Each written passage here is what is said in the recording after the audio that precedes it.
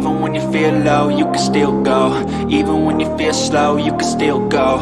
Even when there's no hope, you can still go. I never ran. Hello, so today I'm going to give you the house tour. I'm staying at Atok Homestay, Kampung Juara, Pulau Tioman. Go, yo, go, go, go.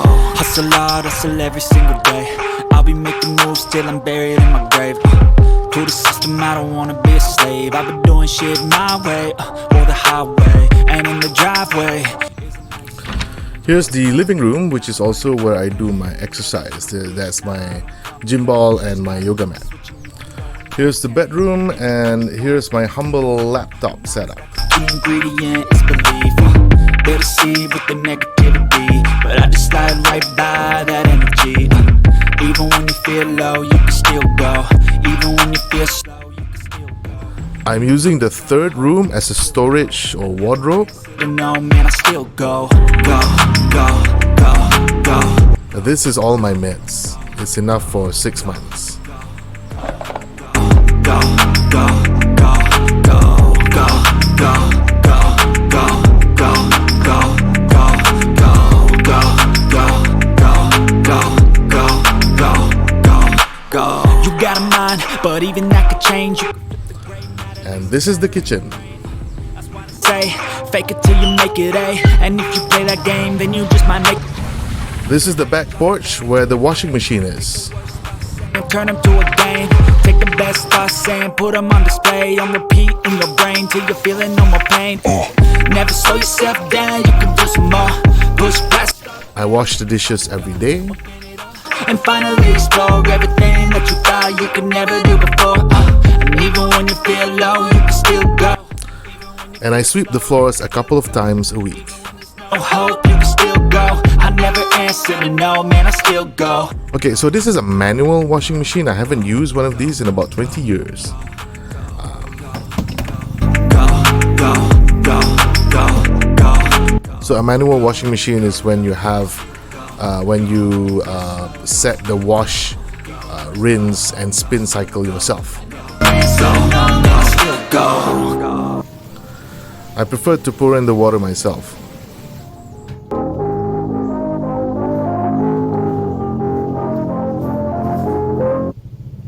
Even when you feel The landlord also got a hot water shower installed earlier this week, so I've been enjoying that for a while now. answer to no, man, I still go. Go, go, go, go, go, go, go, go, go, go, go, go, yeah, go. So that's it. That's the place. I like it. It's cozy. It's not too big, so to make it difficult to clean, and it's just the right size to accommodate myself, my big ass, my fat ass, as well as my stuff. Now for some weight update. I've lost about 2 kilograms. I'm now 105 kilograms. When I first came to Tioman, when I was in KL, I weighed myself and it was 107. So now it's 105. I've been steadily losing weight for at a rate of about 1 kilogram per week with intermittent fasting. So unfortunately, aside from the yoga stuff and the gym ball, I haven't been able to do other types of exercise other than walking a little bit.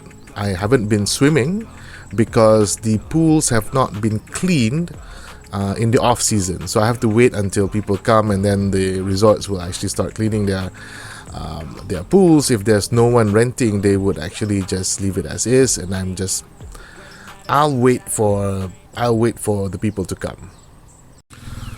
So here's some news. I don't know if it's bad news. I think it's both, a little bit of both.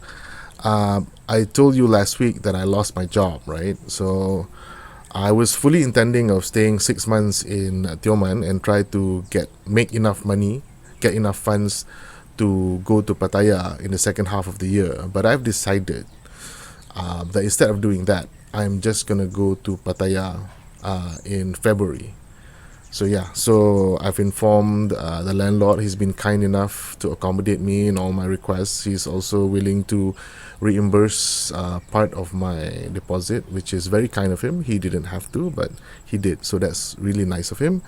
and I've already booked a ferry and a bus end of the month to go back to KL, and then from there I will actually go to Pattaya by middle of February actually. So I'll be picking up some camera stuff and whatever else, and yeah, I'll be I'll be back where I want to be, which is Thailand, much sooner than expected. Yeah, it's scary. Also, at the same time, I think it's exciting. I plan to do more content in Tioman, and I'm going to do it. I'm going to do as much as I can. I've already lined up several shoots at resorts, several interviews as well with people. I'm going to get at least 2 or 3 more resort videos up before I leave the island. I wanted to also do stuff about snorkeling and diving and whatever else once the subscriber count hits 1,000. That was my plan, but as it is, I don't think I have enough time to actually do snorkeling because the waters are still rough from the monsoon, and the snorkeling and diving season would actually start in March, so I'll be gone by then. So the best I could do is perhaps cover the Tioman Surf Fest, which is happening next week. It's Chinese New Year weekend, but it's also the Surf Fest, so I'll try and cover as much of that as I can, and hopefully that will be fun enough for everyone. I have mixed feelings about leaving because I'm beginning to enjoy living on Tioman Island and in Kampung Juara itself because of the shift in mentality. I have shift in rhythm. Actually, I have anxiety, mild anxiety problems. It's not terrible, but it is causing me like grief, and sometimes it causes people who deal with me like a bunch of aggravation as well, because I would constantly try to plan ahead and stuff like that. So and of course, living in the modern world, I've been addicted to my phone. But as soon as I got to Kampung Juara, Tioman Island, this part at least, things work very differently. People leave their phones at home. Not everyone. The younger people actually have their phones with them. But some of the older folks, if you want to contact them, the best way is not to message them first or to call them. You just go to their homes. You just go to their house and say, hey, Assalamualaikum, can I meet so-and-so? Instead of like messaging them and trying to arrange for a time because they're not on their phones. They keep their phones at home, and I think honestly maybe that's the way to go actually, because having your phone with you definitely increases your anxiety. I certainly feel it. I always try to answer my messages as soon as possible, and anyone who doesn't answer their messages as soon as possible, I'm thinking that it's disrespectful, that it's a bunch of stuff, but that's the first thing that enters my head. I know from experience, after living on Earth for about more than 40 years, that's not the case all the time. Sometimes it is, but most of the time people just have other things to do, and they're not just enslaved, glued to their phones. So this is something I had to learn in Tioman, where I would ask, hey, can I interview you? I said, yeah, sure.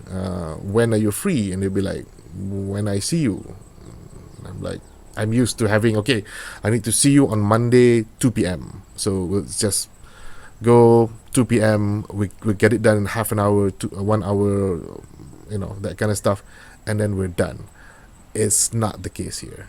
It's that people don't give out phone numbers. They don't add you on WhatsApp or any instant messaging system. They don't add you on Facebook. I've shot some of these resorts, and I tried to give the links to their owners, and they'll be like, oh, can I give you the links? And they'll be like, oh, you can give it to my daughter or my son. They don't have a way to actually watch the videos. They're not on social media. Some of them only replies to emails. it's a thing. I'm not saying that this is backwards or it's the wrong thing to do. I think that it's quite novel. I think is interesting, and it could be the right way to go about it, because people are not enslaved to social media or instant messaging. But they still get things done. I mean, the guy who wanted to install the hot waters shower thing, the hot water thing in my bathroom, he came by 2 successive days and couldn't actually get me because I was out. But the solution for that was not to add me on WhatsApp or Facebook or whatever. He just came the third day, and I was here, and it was done in about 20 minutes or something like that.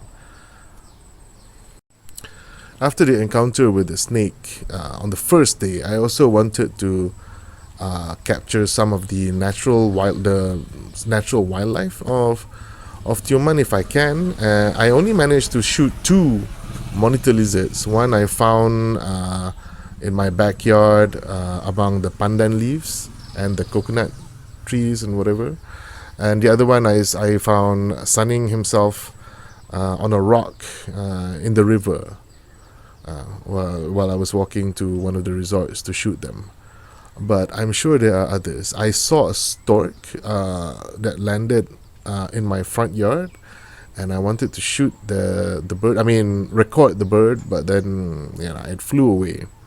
So I also heard some monkeys as I was walking, and I wanted to shoot that, but if I was here for 6 months, that would have happened. But since I'm leaving end of the month, so it's not.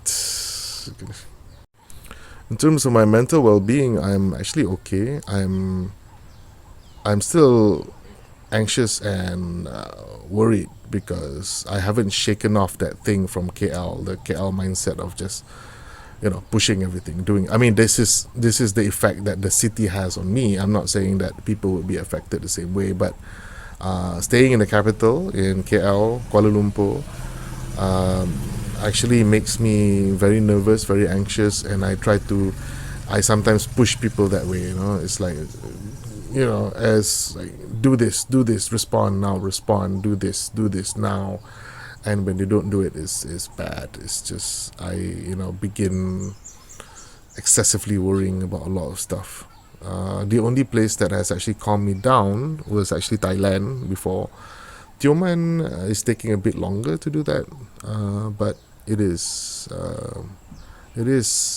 somewhat demonstrating to me how people can actually live without running around crazy all the time.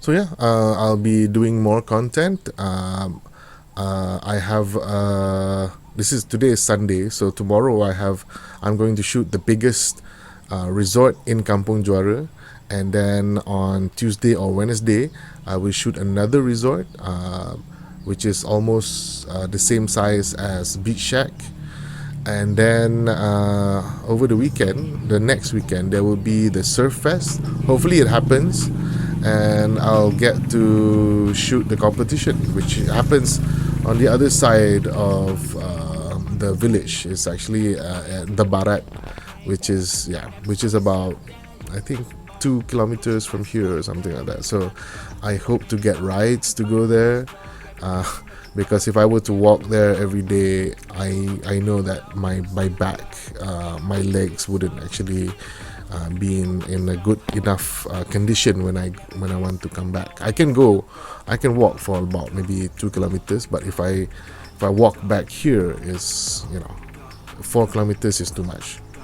So I know my limits. 4 kilometers gets me to experience a lot of pain in my legs, and I don't want to do that. I don't want to aggravate my spine, but we'll see what happens later. Go.